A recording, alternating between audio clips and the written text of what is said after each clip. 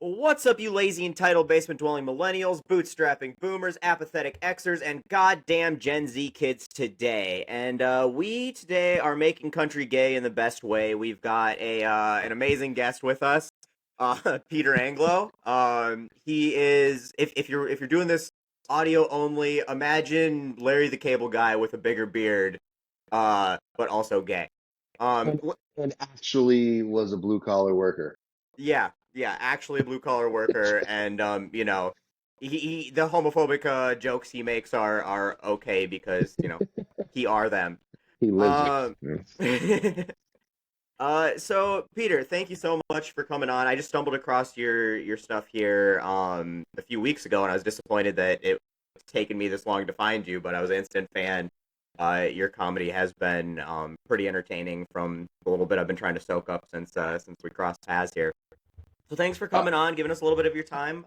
Please tell us who you are, where you're from. I'll let you introduce yourself here. I appreciate that because it's funny enough. Like I remember seeing your stuff for a while now. So when you followed me back, I was like, oh fuck, this is amazing. And so I did the correct. I hate being like Angelo. Is it? Angelo, Yeah, Angelo. yeah. I was wondering, we really have to start We asking gotta people how ask to pronounce their before we names get on. before Yeah, we start. It's every time we just Yeah. keep screwing that up, and it's been back to back now, really bad. yeah. So. I've done it a few times. So if I offended you, I'm sorry. No. I think Uh, it's funny. I've had so many incidents in like comedy of people with. That's actually why, like, because like Angelo is my middle name. I don't even use my last name because people would butcher it way worse. Hmm. Ooh, okay. And but like I literally was doing a show when I first started comedy, and the comic before me had like a really crazy last name. The host was like really trying to get through it, and he came up to me and he was like, "That sounded as bad as I think." And I was like, "No, it's fine." I was like, "But my name's easy, right?" And he's like, "Oh yeah, no problem." And then immediately got it wrong. And I Nice. got on stage and I like had to tell him I was like, "Well, it's Peter Angelo," and I could hear him as he walked to the back. He just went, "Fuck." Well, I mean, at least that's kind of funny. So. Yeah. Oh yeah, it's happened a bunch. I had one person just like straight up forget my last name. They're just like Peter. Took a sip of water and then just went Peter, and I was like, thanks. Yeah, score. Yeah. Uh, So I'm a comedian who started in Connecticut. Was also a commercial truck driver for years. Moved to New York City, kept doing comedy, and now I'm living in Austin, Texas, because I was told to. I think no. People are like, you should go there. You're like Austin. You're like if the city of Austin was a person. You're kind of blue collar, but you're pretty, you're queer. So it's like a little bit of both. Uh, I mean, that's not far off. I know somebody, kind of a friend who lives in Austin. He kind of looks like you. He's a bigger dude with yeah, some facial hair, and he's not gay, but he definitely is like Austin's really sweet and like really kind of young, kind of yeah. vibe feeling town. So It's definitely. I guess in the last like few years, it's definitely there's been a bit of like a culture war in it. But I luckily for don't. me, I sort of can fall on both sides of it a little bit. You Um, camouflage even with the camouflage hat. You don't even yeah. need the hat. And but I think it's also too my partner wanted to move. He's lived in New York for a long time. I think he wanted a smaller city. He likes Austin. I like Austin. He wanted a smaller city. We our money could go a little bit farther rent wise. You get a little more. You don't feel as congested. Like New York is a lot to deal with. I'm uh, sure. I'm sure. and I mean, no place screams inclusivity like Texas. So Yeah, I definitely know. a place where I could always imagine marginalized groups Yeah. flock to. Yes. Uh, so from Connecticut, all right. So we need to get a little bit of a handle here on your blue collar credentials, because aside from the commercial truck driver thing, You want my license? Like that CDL I've had for 10 years. Nice. All right, so man, I even and gave mine up. I got sick because I just ended up driving for free for people all the damn time. Like, hey, we just need somebody to fill in this one day. You mind you driving can just truck? say no. Yeah, I know. I'm from Minnesota, and that's not in our vocabulary. Like, it's Oh, just fair. not possible for us to say no. So I'm like, if I just don't have it anymore, I just let it slide and don't renew it. Other than Um, no, yeah, that sounds yeah, yeah, good. yeah. No. Well, I had this discussion with my father and my brother not too long ago because my dad's been a truck driver 50 plus years. I don't know, he's turning 70 in a couple of days, so God, probably longer than 50 years. But then I was like, doesn't it drive you guys insane that being from Connecticut, people automatically have like stereotypes of Connecticut, and we Hmm. couldn't be farther from it? He's like, yeah, it's like because Connecticut has the one of the richest counties in the country, Hmm. Yeah. and then the rest of us are just like New England rednecks all over that place. Like that's all. Like I always joke, I'm like Connecticut is the woods, some sketchy cities, Yale, heroin, and pizza. That's like what it is. Like For sure. No, I you was know, gonna say you kind of like the vibe that I'm thinking of is like Portland, Maine, or something like that. Like that's what I would like imagine, like where you like in the Northeast. It's where like, but Connecticut, I wouldn't think is really anything other than Yale in one city, I guess, and a yeah. highway that leads between Boston, Rhode Island, and New York City. Well, that's pretty much it. And if you get away from like the two major highways, so if you leave the highway that goes to Rhode Island and that highway that from New York to Rhode Island, and then the highway that goes straight to Massachusetts, everything else is just like woods. It really is not like my town, like like the town I grew up in, our bus got our buses to school got delayed all the time because the cows were stuck in the road. Like, and people just like don't like my town was a cow town. Like people just like Sure. just don't Yeah. associate that with like Connecticut, which is why on stage I don't tell anyone where I'm from because I don't feel like arguing with every person who I ever talk to They won't understand. about because like the amount of people that like I worked construction. I had a guy threaten to shoot me because I looked liberal. Hmm. Yeah, I mean, definitely the stereotype. I'd say, like, big time. So like Well, I mean, but I oh, talk go about ahead. how like New England, like all of them.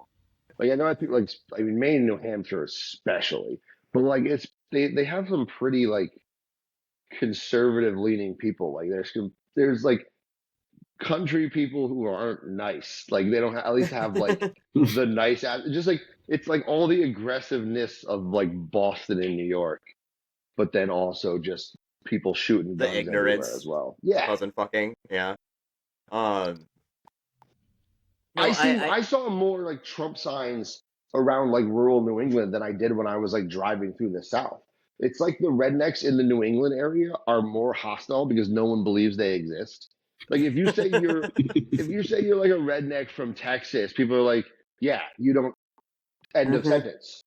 If it says you're like a redneck from any of the New England states, people are like, and like kind of question it. And that's why they're all so like extra angry because they're like really angry people. Right. They have to like make it feel like they're known. Like Yeah. they have to peacock a little bit, right? Yeah, Like yeah. I'm like, why do you have a Confederate flag in Massachusetts?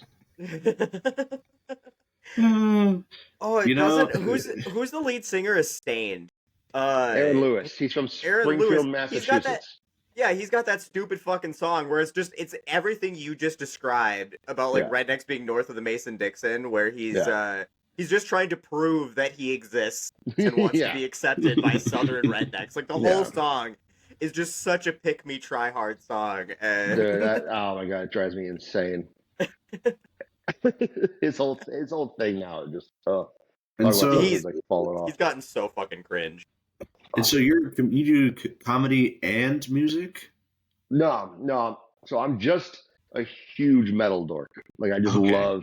I just love heavy metal, and but I never got to like actually into playing it and then just sort of Hmm. just at some but then I just what's cool though is I wear nothing but band t-shirts so now a lot of the bands I like and musicians have like followed my stuff Hmm. and like I become friends with and so now I just like try to promote music like I just kind of like the content I want to do like if I start doing like a YouTube channel I probably will start doing like music news metal news the stuff that I like to nerd out about Mhm. because I'm Right. in comedy, so I don't really like talking about comedy that much. Right.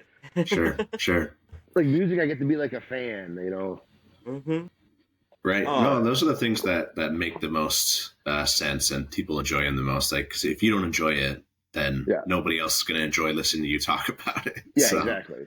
So that's cool. uh, no, it's interesting too because I don't think I've ever heard anybody say metal dork like in the same sentence. No, you haven't? Okay, you I don't think gotta. so. I don't think so. Usually metal and dork are, just kind of two opposing visual images there. Metalheads are huge nerds. Oh no, Hmm. Yeah, they're I absolutely. definitely know that. Uh-huh. And I hold that like I take like it's funny thing is like I take metal very like seriously. I love it, but like I find the inherent goofiness of it as well, which I feel Hmm. like you have to like understand. You have to like understand that like yeah, it's like this scary, intense music, but what are we singing about? Dragons, like. That's awesome. So, like, where does like Korn and Slipknot fit in that? Are they like not even close to metal, or they're just Oh like, no, yeah, I mean they are. I mean like Uh, oh man, I was doing my buddy's podcast and we got into this. We set off the internet a little bit by arguing who was better, Slipknot or Corn. well, But I say Slipknot. But I mean, they're like they start off as new metal bands. I always consider them as being like really great introductory bands. Like sure, you need because people also like, oh, that's not heavy enough or that's like poser shit or whatever. But like, right, you need those bands to fill the bigger spots, and then they have like heavier bands play underneath them. So like, yeah, they're still metal. They just might have more elements that some metalheads don't like. sure, yeah. No, I definitely when I was growing up, I used to really like the Korn songs that had more of the singing than Yeah. the metal. And then I liked the Slipknot that had more of the screaming than the singing. So like Yeah. each band has their own Yeah. benefits in my I mean, opinion. I see because I was also like I remember being a teenager in the early 2000s when like new metal was huge and we were Mm. angry for no reason whatsoever. Right. Yeah. So it's like loving Slipknot and Papa Roach and like Mudvayne and just like Yeah. new metal bands. And as I got older, like my taste got like a little heavier, and people were like, "Here's a Slayer album." I'm like, "This is the best shit ever," and I'm not gonna shut the fuck up about it for 20 years. But Nice. but that's also like been such a weird contention in my life too because when I started like coming out of the closet and I started like trying to meet guys, the amount like none of them listened to metal. Like it was like the gay community was like it was what like I had guys like accusing me of being into like metal or like just putting that out there as a way to like to hide my sexuality. And people would be Right. like, you don't actually like that music. You just want people to think you're straight. I'm like, I could have pretended to date a woman, Right. Or you could not like be like, listen. I'm actually a huge football fan. Like, I don't know, Yeah, like what's the yeah. Like most I not just pretend to like a band for 20 years of my life. right. There's easier ways to hide who I am. Well, so actually, that's interesting because I was curious. Like, when did you come out? How did you come out? Like how did all of that happen? What? Give us the coming out story. You know the. I would say the main like the biggest way I started coming out was when I've been doing comedy for a couple of years, and some of my friends sort of knew I was starting to kind of tell people a little bit, but I was like afraid to on stage. So like you know, one of my buddies who'd been in comedy for longer than me, he was like Pete, there's no one like you. If you like start talking about your life honestly, it's gonna like blow people away and it's really gonna change things for you. And I was like, finally, like I went up on stage at some Irish bar in the middle of nowhere in Connecticut and just started like telling stories of hookups and just like dealing with it. And it did so well. But people were like, what the fuck is that guy talking about? And then I was like, oh, they really worked. But then I just started posting clips and like really started talking about it and just being more honest about my life. And it just Mhm. made me like 1,000 times better at comedy, just being like open and not worrying about what was taboo or wrong or what people would Right. think at like Right. I jobs or feel like whatever. it would be difficult to be a comedian and have all these observations from your perspective, your real life perspective, and then having to try to find something that's funny, but that also doesn't like show people your true Yeah, perspective. yeah, and it was just like it made it like it never felt like I never felt like I was doing me, right? It was closing off so much of my life from stories, and I was like, I felt like I was just telling the same dumb ideas that God knows how many people are doing Hmm. bits about. Well, I mean, comedy requires honesty, even if it's a made up story. It requires Yeah, honesty in the story, where the story is coming from, and the observations. It has to connect yeah, to reality, and yeah, obviously, if you're filtering everything so much to try to cover up such a big part of the way that you view and experience the world, it's not going to come across genuine and honest. And exactly, yeah. And then, but then uh, the amount of people who like a lot of people who like kind of gravitated towards it once I started kind of putting it out there was crazy. Like people were like, "Wow, I haven't seen anyone like you or that I feel, you know, connected to before in comedy or media mhm. or whatever it might be." One of my only worry is that I'm always worried that I'm going to get like pigeonholed into like one of the pick me gays, Oh like yeah. those guys. So like that's why Hmm. I'm very often like putting it on my story and I'm like, hey, like just because I like guns and I'm a kind of a seem like I might be on that side. I'm like, I'm not at all. Please don't fucking think I am. I think you're a I've little, actually, you're probably yeah. too chill. I think you're probably a little bit too Hmm. chill for anybody to think that. But I've gotten some people. I've had some people who are on the left think I get a little like that. I'm trying to be the token. I've been accused of being like the token for like straight people that I do only do straight shows. I do shows that I do a lot of queer benefit shows and uh LGBT bars and Mhm. I'm gonna tell you too. When it comes to the left, they are the kings and queens of purity tests and gatekeeping, oh and performative activism. So yeah, I mean, if no you're doing exactly the way that they think you should be doing it, which then again would not be funny at all, I you're I you're literally Oh, go ahead. I've been doing a bit about like the issues that I have with like the left and right and how well, one is I talk about how like I fall politically to the left, but I like doing activities on the right that are more like I Mm-hmm. like guns as a truck driver. I like fucking men behind my wife's back, Republican things. And then I talk about how the way the two groups treat their own is where I have an issue with, and it's for opposite reasons. Like the left cannibalizes itself Mm-hmm. so quickly. Anything they do when the right doesn't do it at all. Like they Mm-hmm. don't call each other out when something is like sucks. When it's Like a like, wow, crime this against is. humanity, and they're I'm like, like, yeah, but it's cool, I like the guy. but like even in smaller things, like if they Mm-hmm. could even like I'm sorry, you guys are gonna pretend Kid Rock is interesting and good.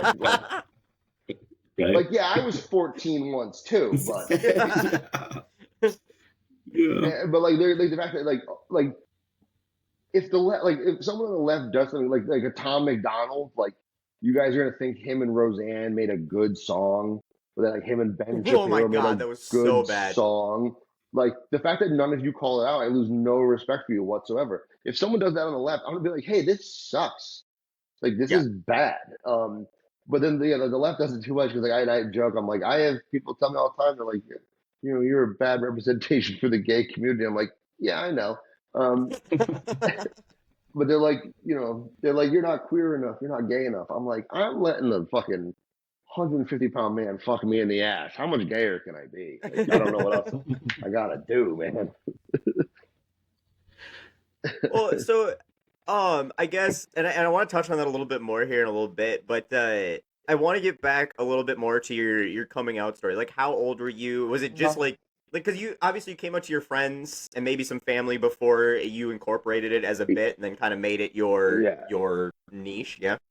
I would say it was like, God, had it been 24, 25, I want to say around there. I was, especially like in my early 20s, I was definitely like dealing with a lot. I was just, I felt so out of place, like in every way. And especially what was tough for me was because a lot of people like say like, oh, I came out and I got to be my true self.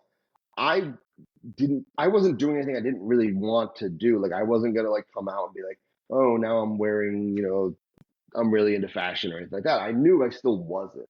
That was the tough part about me. Like for me is I didn't want to get. I still loved sports and my metal music and all the things that kind of I wasn't. I knew I didn't have to like switch that aspect of it, which made it harder. I didn't know where I would fit in if Hmm. I came out.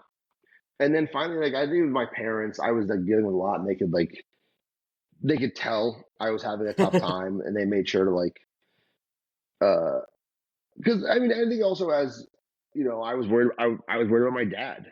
Like Hmm. I was definitely had, and my dad had never really showed any homophobia, or Hmm. anything of that nature. But he was a trucker, he's a blue collar guy, so Hmm. there's always that thought, and obviously he was totally supportive and fine with it. But that was like one of the big deals, like, oh, how would my family think of me even without having you know looking at them as being a certain way. I knew they were open-minded people, I knew they were good people, but there's always that fear. You just never Hmm. know. There's so many horror stories of it.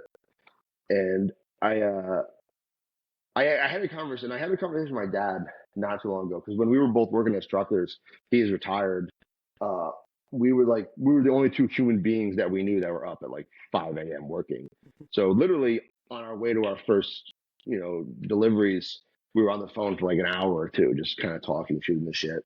And I remember having this conversation with him and how he said, looking back on it now, knowing what I was going through, how like he felt like he failed as a father.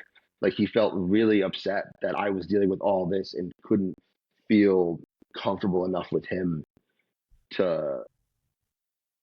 to be open about it, and was like that worried about it. And I was like, that's kind of that stuck with me. That like it, and it shows that like you know, it made me real proud of him as well too. Like even though I don't think he did anything wrong, like Yeah. he didn't do anything that I felt put me off doing it. It was a lot of my own insecurities and just the world around us. Like, um, But coming from where you came from, it could have went very different ways, and the fact that obviously it was never a question in his mind of is he going to support his kid. yeah, It's I could have done more to support my kid, and a lot of parents coming out. I mean, I've my uncle's gay. I'm rural Minnesota, and I know it was hard for my grandparents, his parents, yeah, to really come to terms with it. It took him. My grandma's Catholic, and and she's a pretty progressive, accepting woman. But it was definitely something that I know he didn't have that kind of support coming out initially. yeah. And he didn't have the ability to hide it as well as you did. Uh Yeah, my gaydar is not great, but there would have been no way he could even fool me. So yeah, I mean so it's really inspiring to hear that your father handled it that way, that your family handled it that way. yeah, yeah. So like, it just eventually, because I was struggling, I was, self-harming, and I was just in like such a bad place. And I think they sort of recognized it. And then finally we were just like, what's going on? Like, just tell us. And then, finally kind of, told them, and it made life a lot better. But it also, but, it wasn't over then either, because then I still was like, because then I was still working as a trucker and working blue collar jobs. I worked at I was working for an ambulance company, driving for them. But then I got my CDL. I was working for WB Mason. Then I worked for a construction company that did gas lines. Then I worked for a company that fabricated sprinkler system pipe, and I was the trucker who delivered it. And so even after like coming out to my family, and even being a comedian who's public facing, like I was still not out at those jobs, because then it was Hmm. still another thing, because these are obviously there's like especially the construction job, like literally this was like the most homophobic environment I've ever been in. Like they would just call people sus if they were like did anything, the amount of like homophobia and fucking blatant racism. And I ended up leaving that job and like literally took a huge pay cut to go get a different job, And the one I went to, I still wasn't out. I think they would have been more fine with it. But again, you work in this business where like there's only like 15 of us who work at the spot, and it's still like welders and a couple truckers and the guys who run the office. So it's still like in your head, just like oh, am I going to fit in still? Am I still going to be kind of accepted? Because we hung out after work. It was like a really close knit group of people. So you're always worried about, is that going to change the dynamic? And then when I moved to New York, I sort of made it that I was like, all right, when I first got the job, I got delivering stages like for fashion shows and Broadway play, all stuff. I was like, all right, I'm not going to I'm like from the go. I'm not hiding it. I'm just like, this is what's happening.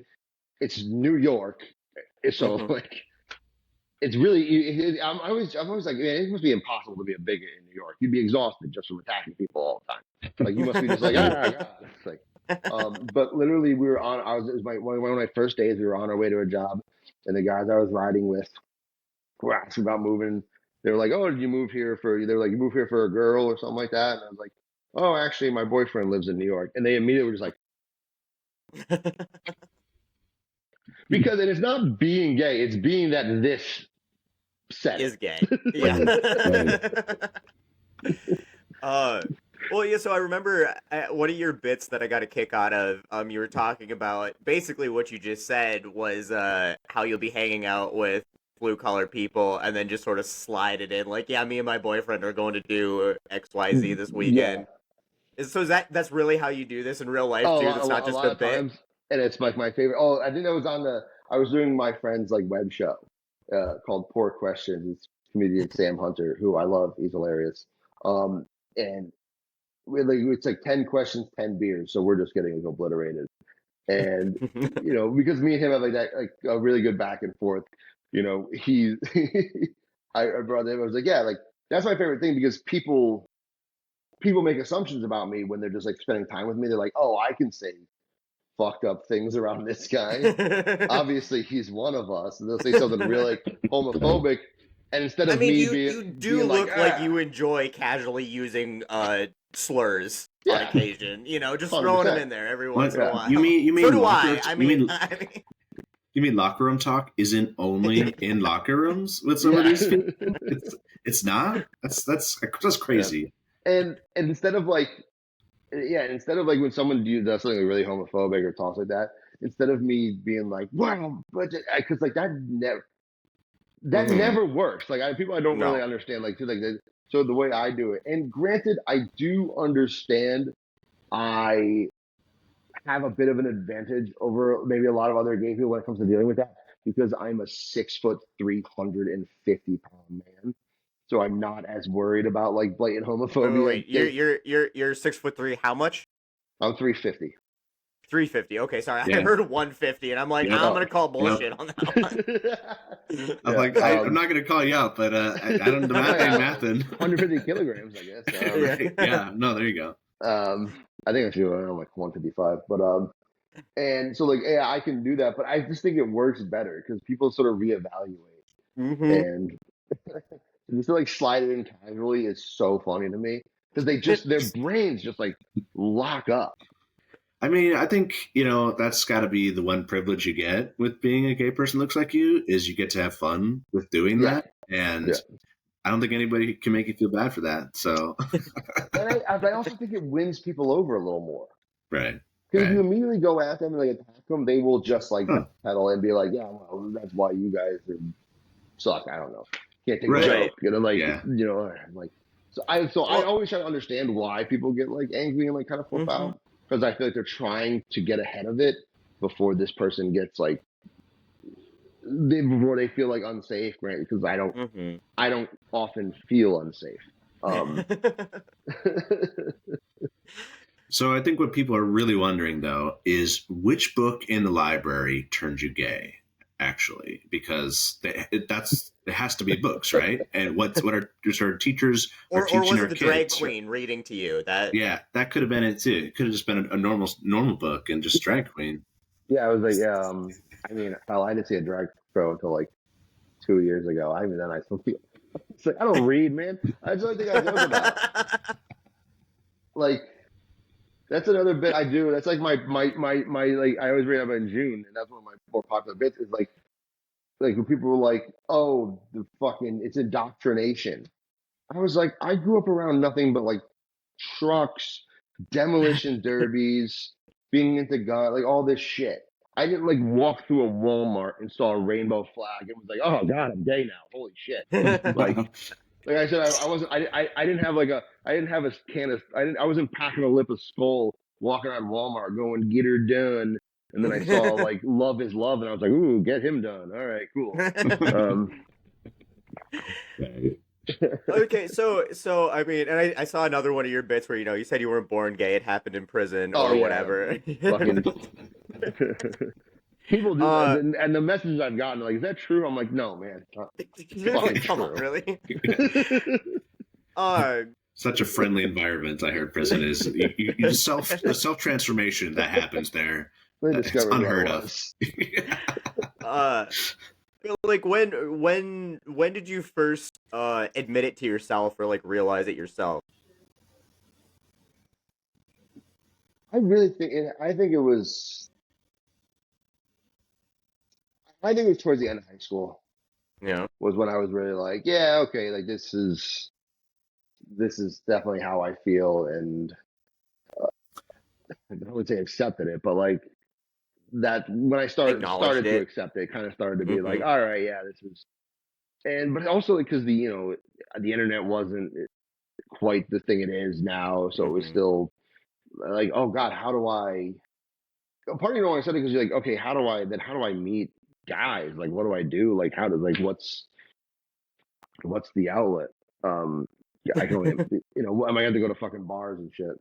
So I would definitely say end of high school. Okay. Because like I was wondering, we talk about, and I'm very familiar with how racist and bigoted, growing up in a rural high school can be, and then working in Mm, those kinds of fields can be. Uh, and we always joke about how the biggest homophobes are just the ones who are deepest in the closet, right? yeah. And I gotta know, coming from a gay man who grew up around it, like, there any behind the scenes stories where those assholes like firsthand?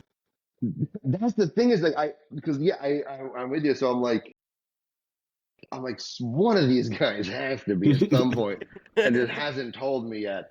And then, but it's also like that. I was like, oh, like I was telling my friend, and he was like, I was like, someone has to be the one that's in the closet. And I'm like, yeah, it's you. You were the one of three. I wasn't like overly. I wasn't. I definitely call things gay a lot, but who didn't? It was the Right? '90s, it Yeah. was a different The time. early 2000s until Like, Hillary yeah. Duff. Until Hillary Duff was said, you shouldn't say that. Nobody knew. Nobody knew you shouldn't say that. Yeah. And so like I never considered like that thing too is no one was like, what, Pete the bigot of the schoolyard came out as gay. Like I never considered myself like I gotta hide it that way. Right. God, because every gay person I knew in school was like blatantly gay. Yeah. And like so, but no, I haven't. I want that to happen. I want someone to come out where it's like surprising. But again, it was me. You were the like, statistic. I was like, oh shit. Like, all right. now being like openly gay and having like worked those blue collar jobs, like nobody ever like the guy who like tries to be big and buff and like tough around everybody, and uses the slurs and stuff, and then just like finds out that you're gay, and then after a couple drinks, it's just like, so what you doing later tonight? No, I fucking wish. That'd been so great.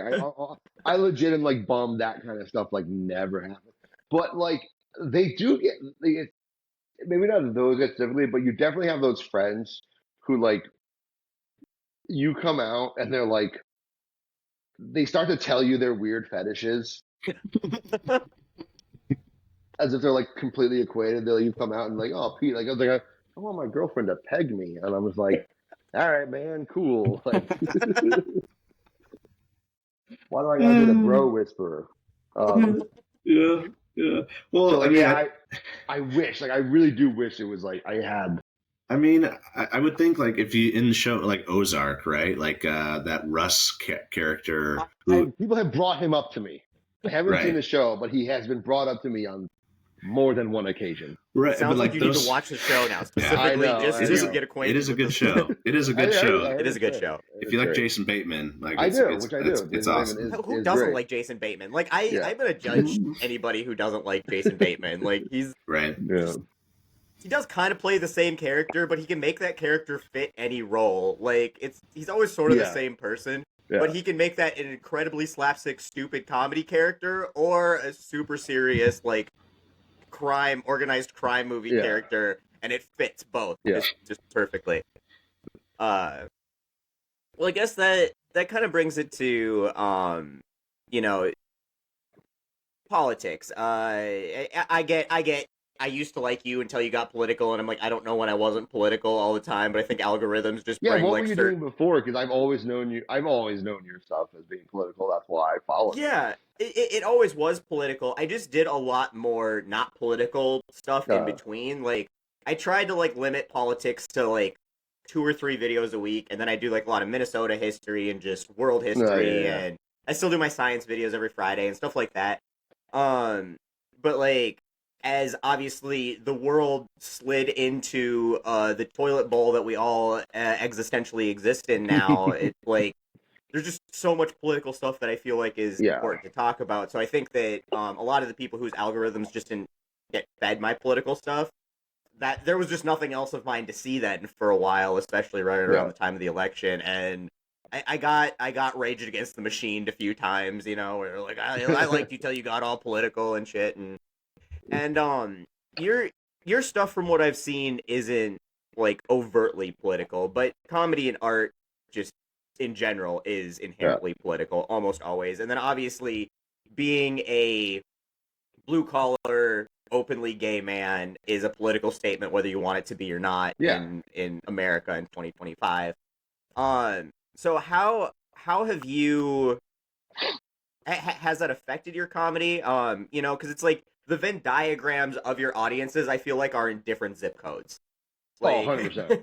It's crazy. It's like I can like, but I'm trying to use that fact and to be like, hey, see, there's some similarities here. Like, you don't have to hate. Like, and the same thing with like, I'm starting to talk about traveling to China, and same thing. Like, I'm trying to like show people like, hey, you don't have to just like have this like one view of the opposite side. That people like, there's more to it than just what you've been sort of fed.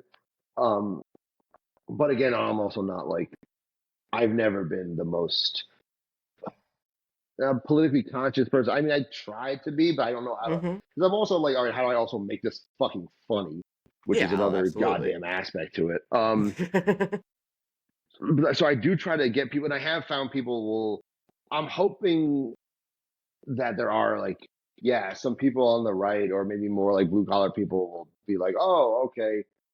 I can like ease them into like, maybe I don't need to just hate every person who's different than me. Like there's people at all. Because I would like blue collar workers been like, well, I didn't know gay people could be like you. I'm like, what the? Didn't know they came in this particular packaging. What the fuck are you talking about, man? And so, but I also and then I also try to use it because I feel like the blue collar workers or people who are a little more right leaning might listen to me than someone in drag. Yeah. So like I realize that, and I hope people recognize that I'm trying to like kind of be like, hey, like you don't have to like, it might not have to be your cup of tea. Like I don't go to drag shows. They're not my thing. Like I have friends who are drag queens, and I'm very much like glad. Like obviously I'm all for it. Like hey, yeah, hell yeah, do it. So I'm hoping I want to like show people like, hey, you just because like, all right, it's not your thing. Cool, don't fucking go. Just don't go. Yeah. Like it's that simple. Like I don't like country music. I'm not going to the concert. But I'm not trying to blasphemy. You cannot look like that and not like country music. Come on, man. Yes, I can. I can. Hey, that's my whole shtick. You remember, like looking away and being different than it. this is a metal hat, not a fucking. At first, But I like thought it might have been a Harris Walls hat, but it's a definitely power trip. power trip. Yeah. Um, and so like having that, I think that's also why like I liked your videos as well, because it's like, because so much of people who are like doing any kind of blue collar work or anything like that fall a certain way, and they assume anyone who's talking in opposition to them, oh, they're just some, never worked a day in their life, spoon fed, you know, book reading. I don't know what the fuck, but like just yeah. um, so like to be someone who can like kind of connect, like, hey, no, I've worked, for a living. I've done these jobs. Like I get it, and I can still have a different viewpoint. So like maybe you can learn to see it differently and not have to attack anything that's completely on the opposite from you. For sure. And I, Well, we get that. We get that a lot. I mean, obviously, Jordan's content. You started out a lot like I'm going to drive my cool ass trucks that I fix up and stuff. But like, we get the assumption of like, oh, you're a leftist. You should, not. Yeah. You should like these things. You should not own a gun or have served in the military or something like that. And it's like, well, yeah. We've done those things, and we have guns, and we like to shoot, and we like cool cars. Like, but we understand when there's inherently a problem in a system that like is maybe causing issues to people beyond us as well. Like, right? Yeah. Well, and that's the frustrating thing too. Is like especially in a world post MAGA, was like. We have very similar interests, and I've grown up just one of my favorite things to do is watch cars turn gasoline into loud noises. Like I just enjoy that, right? Yeah. And I used to be able to sit next to somebody that I knew I was politically never going to ever be aligned with, and we could sit there and together enjoy watching cars turn gasoline into loud noises and not talk about politics because it wasn't their entire personality. And now it's so frustrating because like we go to the Brainerd National Drag Races every year, and it feels like you're going to a Trump rally. Like, and I'm like, I'm not here to be at a political rally, and that is frustrating. Is it's gotten worse? It feels like you can't have those kinds of interactions. It's either you're my team or not my team type of thing now, and it's frustrating. And so it's refreshing to see, hopefully people like me, but definitely people like you who are showing that you can be full of gray area and it's not, the world isn't black and white. And on the flip side of that, because I do think that you are definitely at least slowly immunizing some people on the right to accepting, accepting things that are different by packaging it in something that they can relate to. And I think that that's really important. But I think on the flip side, the other thing that's super important about this is, even though you are kind of an anomaly, you are not the only person like you out there, 100%. right? I get messages from people all the time, like, which is one of my favorite things. People are like, "Oh, this is nice."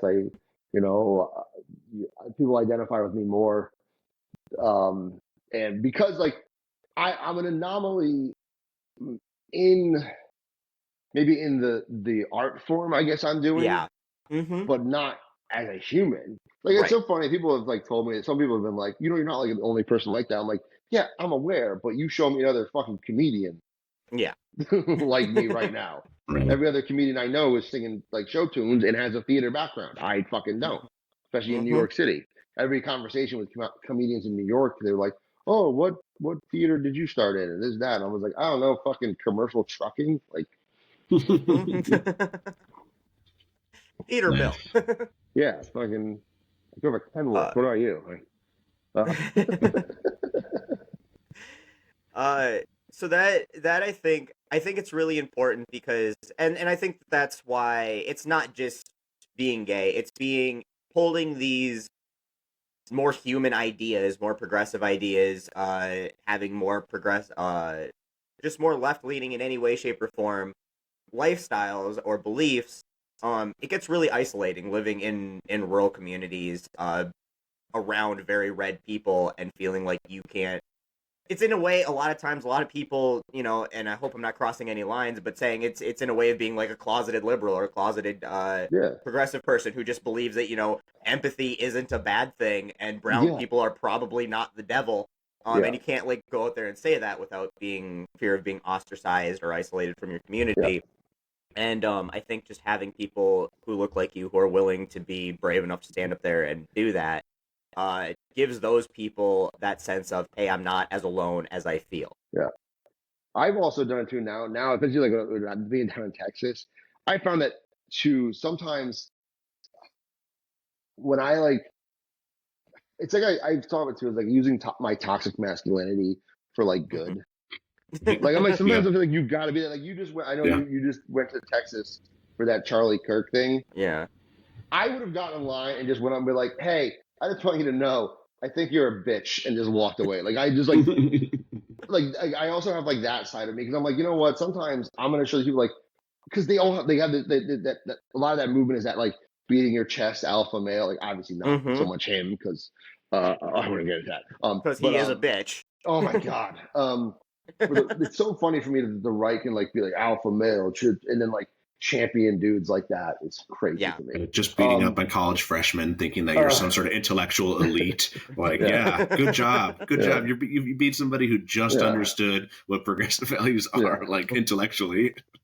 Well, so for me, like someone for like me who's like, yeah, I fucking worked for a living. Like I didn't. Oh, sure, I may not be as well read, but like, you know what? Fuck you. Like I'm sometimes, and that's sometimes like, yeah, I feel like that's needed too. Because like they were saying, like, yeah, you beat love with love, and I'm like, sometimes you beat it with intimidation, and and I'm more willing to be that person again. My Mm-hmm. size and demeanor has uh allowed me to do that. Like, Benefits. yeah, like so I'm gonna do that when it like if a guy, if dudes are like, obviously I do the thing about mentioning my sexuality, just kind of sliding in there casually to fuck with people. If it comes to it, I'll be like aggressive about it as well, Mm-hmm. but in a way that like I'm gonna back it up and put like make a dude feel small if I need to, because like at some point like, hey, shit's got to stop. I'm tired of this bullshit, Mm-hmm. so And I I'm gonna mean, use that as well. let's be real too. It would be a double hit to their ego to not only get their ass beat, but their ass beat by a gay man they were just talking shit about.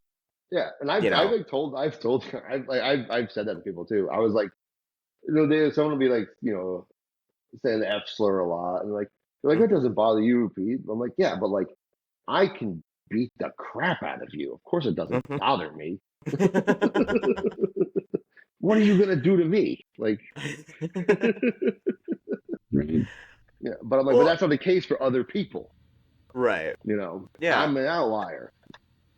And I mean, and it's awesome to see you using that outlier in that kind of way because I Yeah, do think that we need more of this diverse representation and the multiple prong attack at trying to address some of these issues, which again, when we're talking about the left cannibalizing itself, like a lot of people probably don't feel like that's the right way to go about it, but yeah, obviously the way we've been going about it's been working real fucking great. So yeah. uh Like, and I think that's because like, and that's why like on the right, okay, they have their Shapiro's and their Charlie Kirks and that, but then they also have their just like loud, ignorant, just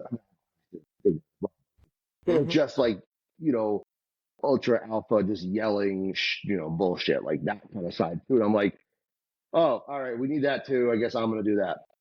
I'm not smart enough for the other one. I'm gonna be the loud asshole. Um, And we do need more loud yeah, assholes. yeah, It's speaking. Sorry, so speaking, it just got me thinking about this. But speaking of, you being a big guy and willing to put people in their place physically if needed. Sumo wrestling. That's that's a thing you do. I've been around blue collar redneck communities most of my life. And I know plenty of people with the build. yeah. But I have yet to stumble across like a bunch of big white guys at a mud bog just busting out the what are they called mawashis? I Mawashi, yeah. googled I googled it. We haven't just shut off the trucks and been like, all right, sumo mud wrestling here for a minute. Well, so how'd you get into that? Man, that was just like was I was just always I was like always casually fascinated by sumo. And then what the fuck was I watching? I had a friend who like posted about it a good amount. And then finally it came across like my YouTube, and I just started watching one of the tournaments, and I just found a sumo club there's a New York one. They actually had their first ever tournament this weekend. But then there was one in Austin that I just joined, and like I was just watching it because like I don't really care for UFC or MMA. Mm-hmm. I just feel like it's sort of taken away all the interesting aspects of martial arts that I Yeah. find fascinating, the culture, the history, all that stuff, Mm-hmm. where sumo is still that. It's still the same it's been for like 2,000 years. Obviously, minor changes, but like then I got fascinated by it, how it's done, what it takes, the ranking systems. It was like really fascinating to me, and also obviously they're just huge dudes. So I was like, oh, perfect. And um, but because I did strongman for a few years, I started training pro wrestling in the last couple of years as well. Um, and so I was like, you know what? I just want to give this a try. Like I'm collecting side quests at this point. Like uh, I saw a quote. It was like, I'm not afraid of death. I'm afraid of a boring story. Mm-hmm. So I'm like, I'm gonna try it at anything I can handle. And honestly, started doing it. Granted, my knees are kind of fucked from just years of life, but it's so much fun. It's so intense, and it's just like, all right, either throw that guy or push him out of the ring any way you can, and that's it. Like, don't punch him, or like there's like next to like no rules. It's just like however you get that guy out of the circle or throw him to the ground, do it. And you got to think on your feet. It's the slightest, the slightest misstep. Your footwork needs to be good because it's over in a split second. Yeah. So Right. I was just It fascinated by it. seems a lot more technical. Like I've seen it, and I'm always like, there's way more going on than what it just So looks like Mm-hmm. from a Than just glance. two guys bouncing their running at shoulders each off other. of each Yeah, other. Yeah. yeah, because there's so many ways you can beat someone. Like Mm-hmm. I saw a guy there locked up. One guy just kicked the other guy's foot out from underneath him, and he fell. And like, but then it's just like fascinating. The rankings, they have councils. Hmm. Like they award people like It's funny how people don't realize that Yokozuna is a rank. Um, most Hmm. people just think it's a wrestler from the '90s. Um, and it's like fascinating. Like right now, like like the May tournament's going on, and it's like enthralling because like there's a Japanese wrestler who's like on the verge of becoming Yokozuna, and he's going to be one of only two Japanese-born wrestlers in the last 15 years to meet that rank because everyone else has been Mongolian, and so he's like the pride of the country on his shoulders. He's like 6'4", 400 pounds. It's crazy. Jesus, Um, he's a big boy. oh my god, human! I'm like, I think when I started doing it, I was like, oh man, I'm not gonna wrestle guys who are like 400 pounds. Oh shit, I better bulk up. Um, like I don't know, it's just fascinating. Because I've always been a person who loves sports. I love sports. Mm-hmm. I love tournaments. I love like the accolades of it. I don't care about all the other bullshit. I kind of just like the sports, all of them. Like I've never been someone who like tracks stats or follows names, but I love football. I love baseball. Uh, I, I I love basketball. I was a big tennis player. I was a sponsored racquetball player. I watch every Olympics. Like I just like hell. My boyfriend got me into fucking watching League of Legends, which is an esport. And like he's like, "Oh, you enjoying this?" I'm like, "Yeah, I love a tournament." Like somebody's in a tournament form, I get fucking hyped. Nice. Have you seen Uh, turtle racing before? I fucking watch that too.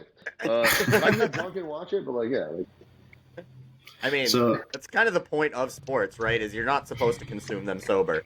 yeah. The only problem with watching too many sports a lot of times is that it makes me want to do them. So I have a tough time. A lot Mm-hmm. of times, that's why if I go to like a game, I have to get drunk and watch it, or go to a sport that I know I can't play. Like that's why I love going to hockey games. I know I can't do it. Hockey, I think, is the most fun sport to watch live, though. Yeah, I would agree. Hockey. I mean, because it's fast paced and the impacts are real in Yeah, hockey.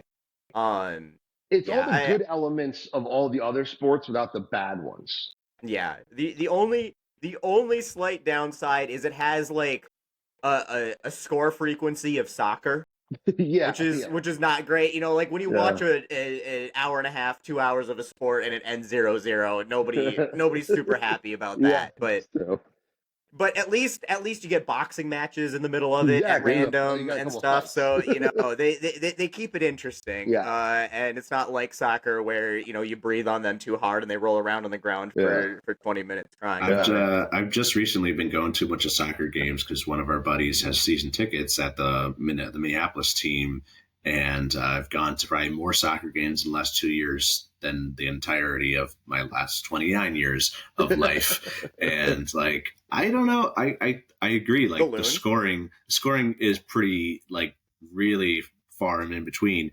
But like when you do score, like when your football team scores a touchdown, you're like, "Fuck yeah, like let's go!" Yeah. But then you're like, "All right, like let's just keep going." Where like soccer, it's like a celebration It's huge. that Yeah. it that lasts like 5 minutes, and like it's You understand why they say goal like that now, right. Yeah. It's exciting. It's like this might I be the know. only one of the entire game.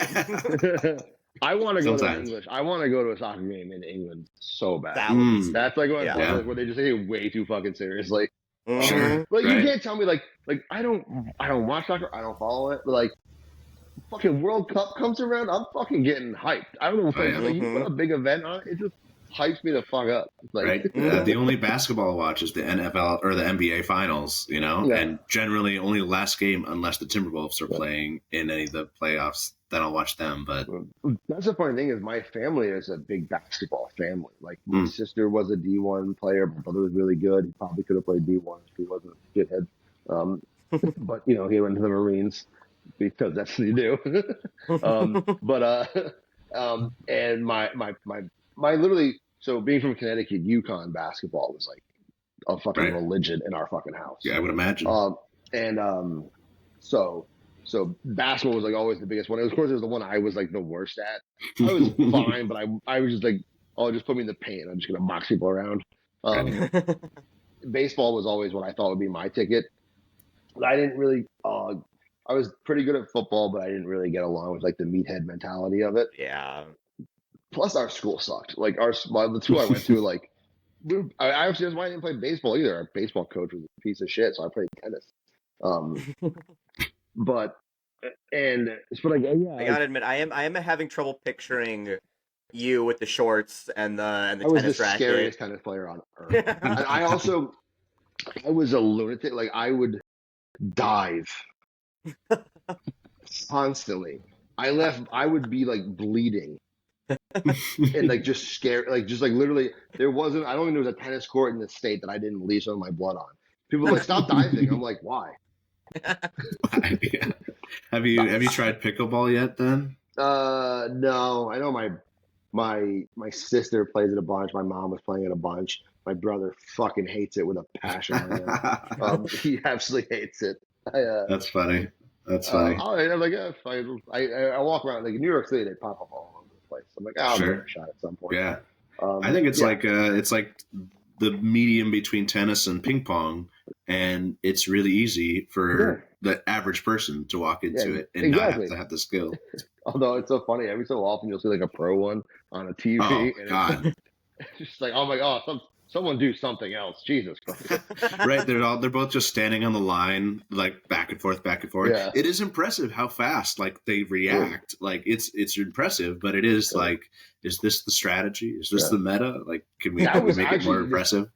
Funny enough, I think the thing I was most hyped about in the last Olympics was ping pong. Yeah, Really? no, they were incredible. Ping pong is insane. Yeah, ping pong is fucking difficult.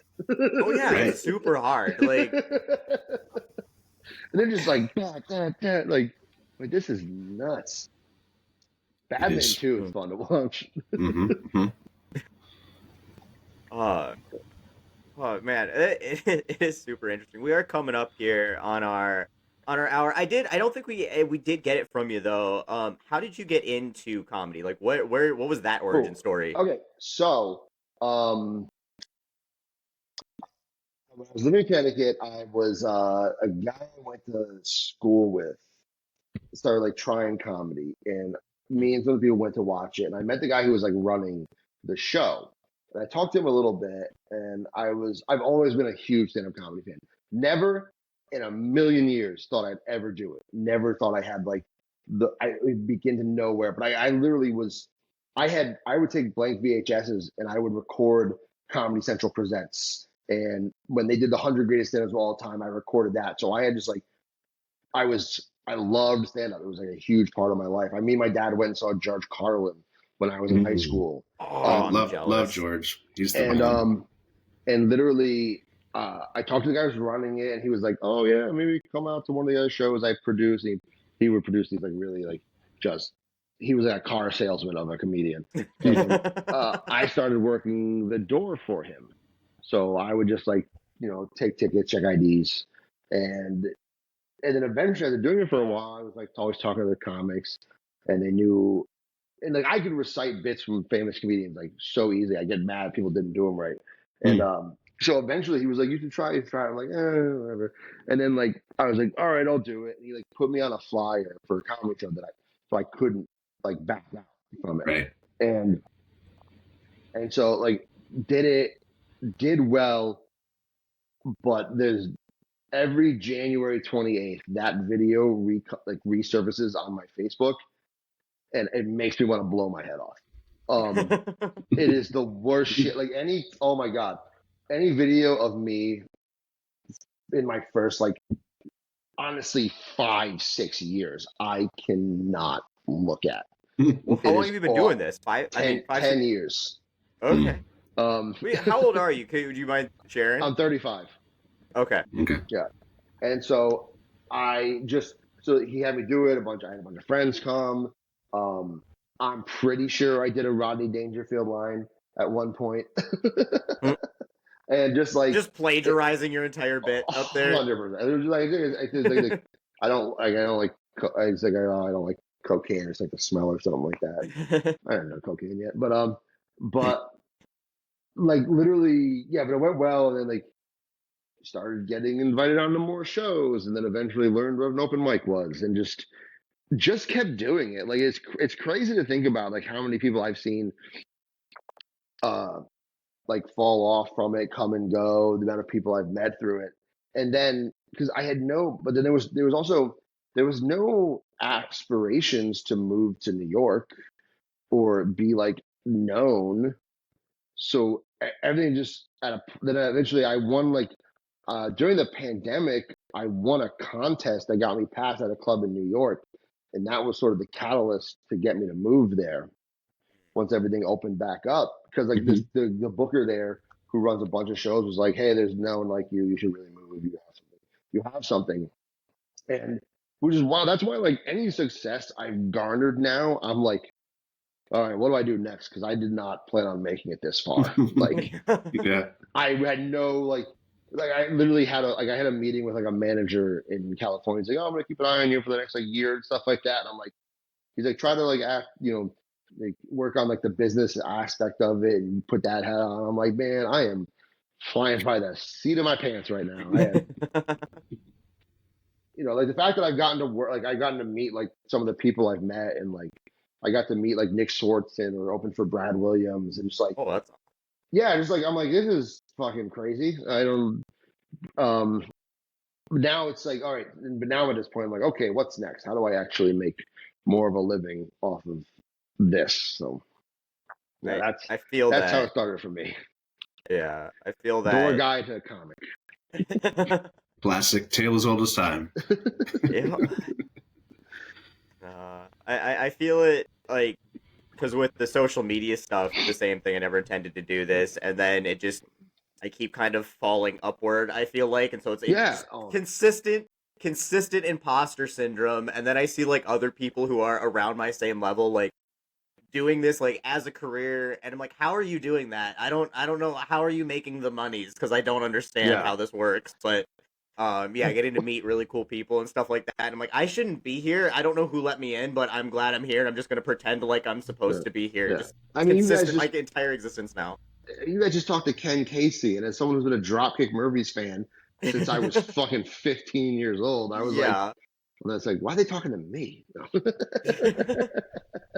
Well, I mean, you have a pretty decent following. I guess I don't know what Yeah. your what is your following? I guess like overall, like what would you consider kind of Uh, fucking, it's your like a lot of bears, a lot of bear chasers, and then and then a lot of metalheads. I have you a know, pretty good like metalhead following too, which is cool because I'm trying to do. I want to do shit where like let me do comedy at a metal festival or like open for bands. Like that's what I want to do. Fuck comedy clubs and do this other shit. I want to take like the road honestly, less traveled. that would be pretty sweet to have like a stand up open for a band rather than Yeah, just another opening band you don't give a yeah, shit about seeing, you know, like yeah. that. Which some people have done, and I heard they can be rough. But I'm I like, suppose fuck it. you're it's a very different audience Yeah, they're like, we're going here to for metal, not for your jokes. But I'm more, hey, if I go on tour with a band, then I don't care if I bomb every night. I still have a blast because I love Yeah. music. just go I out there love and hanging out with bomb every. bands. Yeah, I don't give a fuck. Then I'm just on side stage listening to like my favorite bands play. That'd be fucking sick. But there's Right. like Lamb of God does a cruise that always has two comedians. So now I'm just trying to figure out how to get on that cruise as the comedian because I heard That those would be shows are legit. actually better. And so and then with what's crazy is for me with like trying to make because like and my partner tried to tell me he's like you got to put more out, you got to put more out. I'm like I know, but it's crazy to see. I'll see comics who are like literally posting something like every day, and they don't have a following. They don't their stuff doesn't like garner that much attention, or they get views but no one follows them. Yet I post once every fucking week maybe, and for some Mm-hmm. reason my shit just steadily goes up. Like I'm like Yeah. I'm just like I'm oops a daising my way through this, and I don't know how. Like I'm like I literally, do think. I gained 600 followers in the last like week, and I have no idea Right. why. Well, but I mean, I think a lot of it is it is a very unique niche that Yeah, fits, you know, and that's the hard thing I think with comedy. And I've got a ton of respect for stand-up comedians because people say that like I obviously try to put a lot of humor into my videos, and people are always like, "Oh, you should do stand-up comedy." I'm like, "There's no, I get to edit and like I get to think about what I'm saying, and if I yeah, fuck up the way that I said it, I can just retake it." Like to be able to go stand up there and do that live, I've got a ton of like I'm in awe because I could not do that. I would bomb everything. But on top of that, it's finding something new and different to talk about, like to make yourself stand out from every other comedian out there. yeah. Like I mean, there's a million people. It's a very crowded field, and anybody can go to an open mic night and do that. And so to actually be successful and have success at it, you have to find a way to not only be funny but be different. And Yeah. you've hit both of those, and I think that's why you're getting the well deserved, well earned attention that you're getting. I appreciate that because now also everyone like wants that like viral moment. Like everyone's filming every set and posting it, or like I'll see videos with someone has like 80 million views, but it's just like something really kind of like cute, or like oh yeah, haha, Yeah. and scroll through, but they don't gain a lot of followers from it because they don't. It doesn't stick with people. It's like nothing that No, it people doesn't connect. can like Hmm. connect with, and that's why I have a tough time. That's why I I have a tough time with like content creation because like I start to write something out or I try to start recording and I'm like, all right, I hate this. I can't. This idea was dumb. This idea is dumb. I don't want to do it. Like I have a tough time where like I think maybe stand up forces me to I have to fix it, have to work on it, have to do it. It makes me it's like if I'm left to my own device, I'm just like, this sucks. I don't want to put this out there. But of course, in Hmm. today's age and age, you got to put out fucking everything constantly. Like, because everyone's always telling me, "Oh, just throw stuff at the wall, give it a shot." Like, I have a tough time doing that. Like, Hmm. if I'm really not into an idea, like, I don't want to do it. I don't like just throwing stuff out there. Because I've had people want to make content with me. I had another person, and the videos we did were pretty well, but I shot down so many ideas because they were just like rehashes of other things that we've seen. I'm like, I don't like this. I don't want to do it.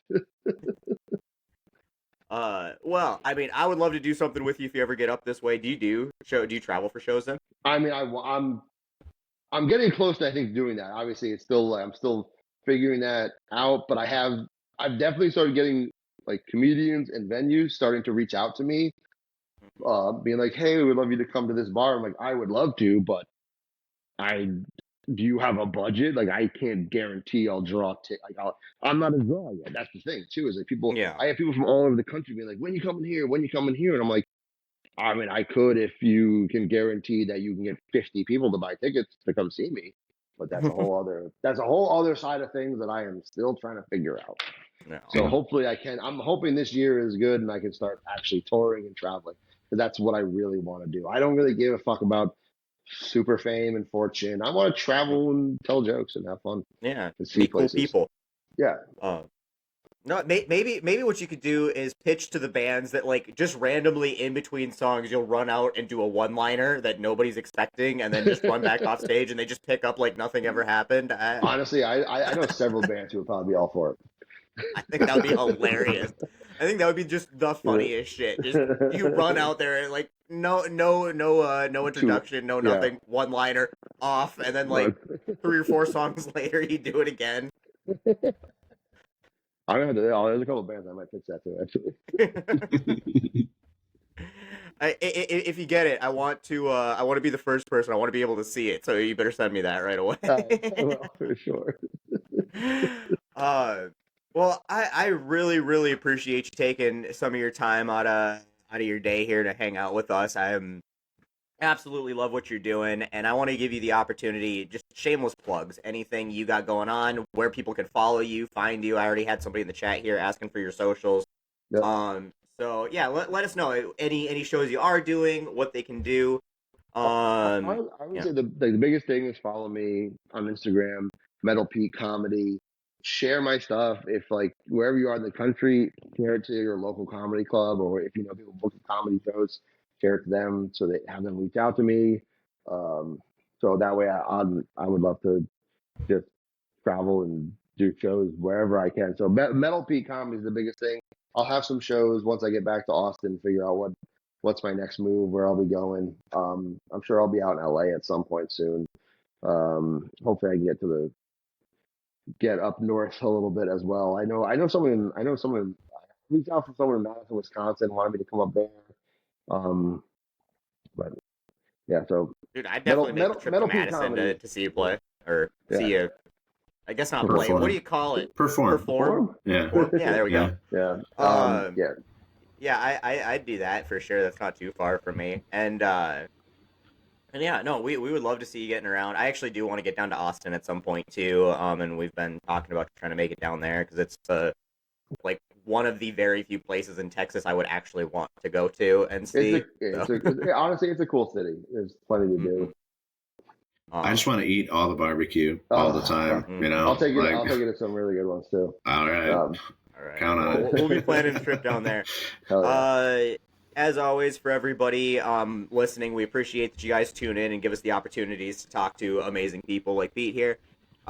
We only do this because you listen, and we only afford to do this because of your support. If that's buying merch or subscribing and just watching, we get a little bit, especially on YouTube, from that. But offyourwagon.com, you can get merch for both the podcast and my regular stuff.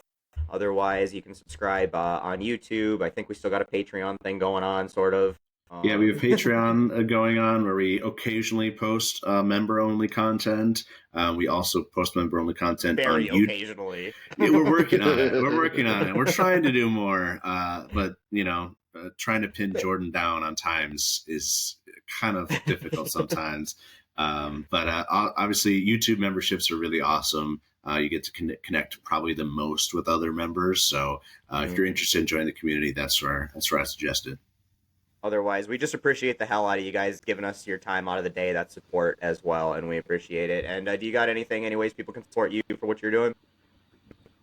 Honestly, this is the biggest way. I mean, Metal Pete Comedy is just keep growing my fan base, keep sharing my stuff, sharing, commenting. That's huge because in today's day and age, if you're a comic, you need a following. Otherwise, people don't want to give you the time of day. Yep. Sure, well, for sure. Absolutely. Go follow Metal P Comedy, and thank you again so much for hanging out with us today. And we'll see all of you next week. Yeah, Peter, it's great meeting you. Thanks. You as well. Thank you.